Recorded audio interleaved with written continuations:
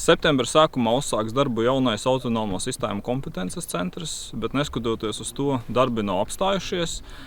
Jaunais centrs pārņems esošos no bruņotajiem spēkiem esošos atbalstu industrijai.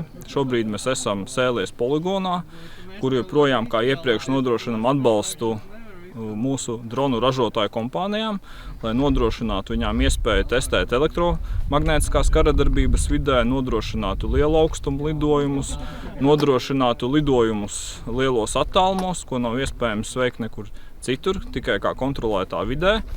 Tāpat arī mēs sniedzam padomus, kā labāk attīstīt produktus.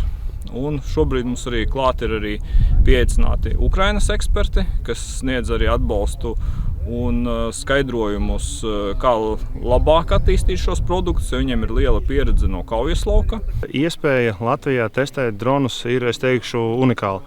Man ir sanācis pabraukāt apkārt pa pasauli, esmu bijis arī kara zonā. Šeit mēs varam drošā vidē, nepiespiestā gaisotnē, bet tāpat laikā ar visiem pretdarbības līdzekļiem testēties. Šeit apkārt nav mājas, šeit apkārt nav iedzīvotāji. Mēs varam slēgt iekšā pretdronu sistēmas, mēs varam triekt zemē dronus, mēs varam lidot augstumos, kur nevar lidot citi. Latvija tādā ziņā ir izdarījusi milzu soli tieši gan Eiropas attīstībai, gan arī, protams, arī Latvijas attīstībai un iekšējo uzņēmumu attīstībai.